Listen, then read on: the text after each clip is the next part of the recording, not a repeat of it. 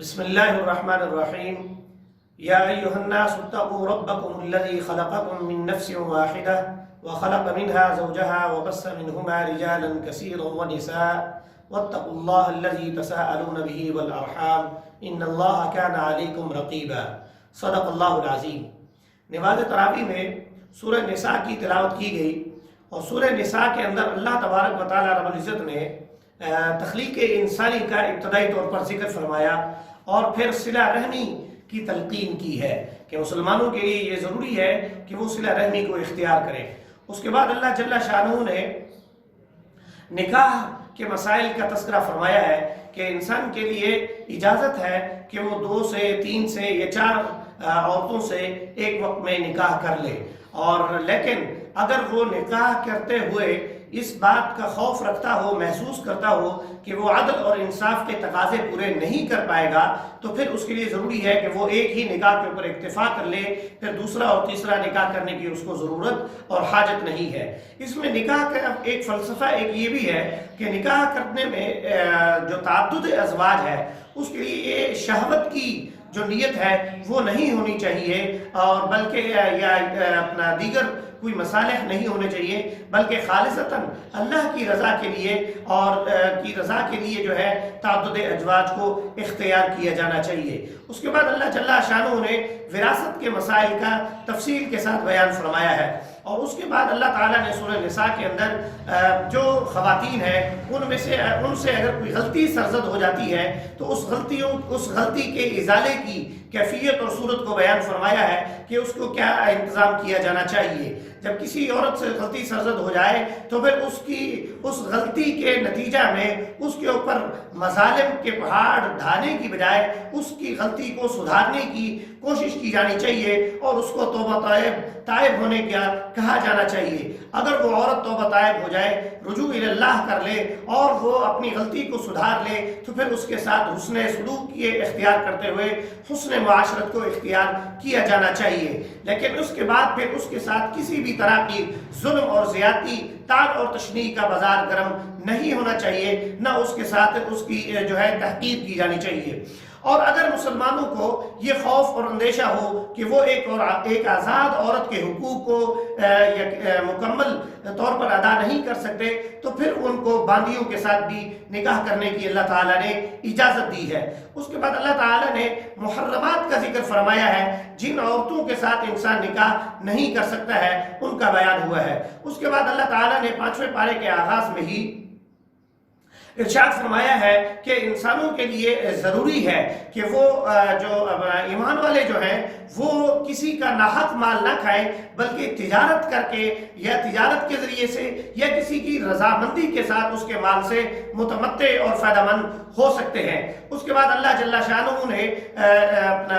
جو انسانوں کے مرد اور عورت کی جو درجہ بندی ہے اس کا تذکرہ فرمایا ہے کہ مرد کو نفقہ فراہم کرنے کی وجہ سے اس کو ایک درجہ عورت کے اوپر فضیلت حاصل ہے. اس کے بعد اللہ تبارک و تعالی رب العزت نے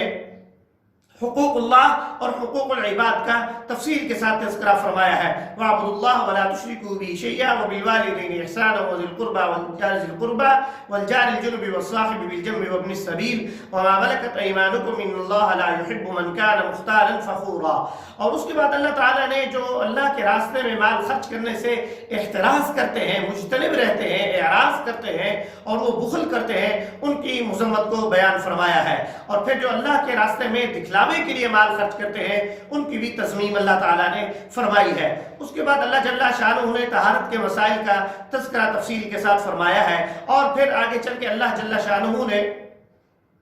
ارشاد فرمایا ہے کہ مومنین کو جنت کے اندر جو ہے انعامات دیے جائیں گے، نہریں بہتی ہوئی ہوں گی اور اس میں وہ ہمیشہ رہیں گے. اور اس کے بعد اللہ تعالیٰ نے مومنین پر یہ لازم قرار دے دیا ہے کہ وہ اللہ اور اس کے رسول کی اطاعت کو لازم پکڑ لیں، اور جب کبھی کوئی جھگڑا آپس میں ہو جائے تو قرآن اور سنت کی طرف رجوع کر کے اس کو سدھارنے کی، اس کو حل کرنے کی کوشش کریں. اور اس کے ساتھ ہی اللہ تبارک و تعالیٰ رب العزت نے مسلمانوں کو، اہل ایمان کو یہ حکم دیا ہے کہ وہ جو جو امانتیں ہیں ان کو پورا کریں، اور جب ان کو قاضی اور جج بنایا جائے تو اس کو عدل اور انصاف کے ساتھ اس مسئلے کو حل کرنے کی کوشش کریں۔ اس کے ساتھ ہی اللہ تبارک و تعالیٰ رب العزت نے جو انعام یافتہ طبقے ہیں ان کا بھی تذکرہ اس سورہ نساء کے اندر فرمایا ہے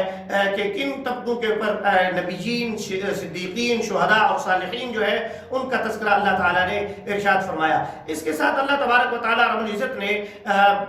جنگ، جہاد اور اپنا جو اہل اسلام مسلمان جو کمزور ہیں، کمزور طبقہ ہے، ان کی نصرت کے لیے جہاد کی اجازت بھی ارشاد فرمائی ہے۔ اس کے ساتھ اللہ تعالیٰ نے قتل عامد اور قتل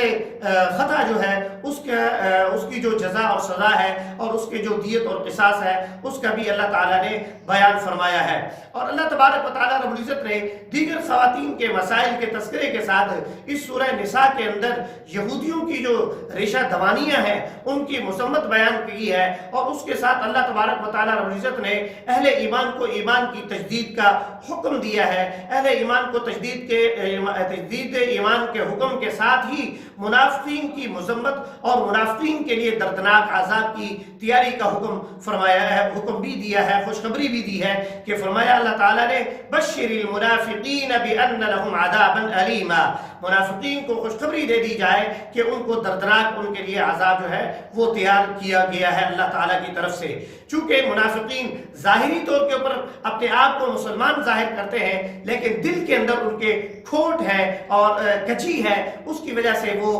جو ہے مسلمانوں کا ٹھٹھا اور مذاق اڑاتے ہیں اور دل سے اسلام اور ایمان کو قبول نہیں کرتے ہیں۔ اور اللہ تعالیٰ نے فرمایا ان المنافقین فی الدرک الاسفل من النار، وہ جہنم کے آخری سے آخری ٹھکانے میں ہوں گے۔ اور آگے چھٹا پارہ جب شروع ہوتا ہے اللہ تبارک و تعالیٰ رب العزت نے ارشاد فرمایا لا يحب اللہ الجہر بالسوء من القول الا من ظلم وکان اللہ سمیعا علیما۔ اللہ تبارک و تعالیٰ رب العزت جو ہے انسان کی سے کوئی بھی غلطی سرزد ہوتی ہے، وہ ظاہر ہو یا باطن میں ہو، اس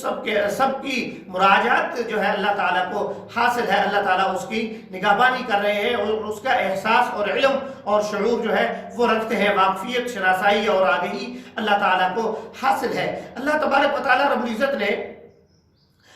سورہ نساء کے آخر سے پہلے عیسائیوں کا تذکرہ فرمایا ہے کہ ان کے اوپر اللہ تعالیٰ نے کون کون سے انعامات کیے ہیں اور پھر کون سے انبیاء اور رسل کی بشارت دی ہے، ورسل مبشرین ومنذرین، اس کا تذکرہ فرمایا ہے۔ اور پھر اس کے ساتھ ہی اللہ تبارک و تعالیٰ رب العزت نے یہ بھی ذکر فرمایا ہے کہ عیسائی جو ہیں وہ 3 خداؤں کو تسلیم کرتے ہیں۔ یہ عقیدہ جو ہے باطل ہے، اس کا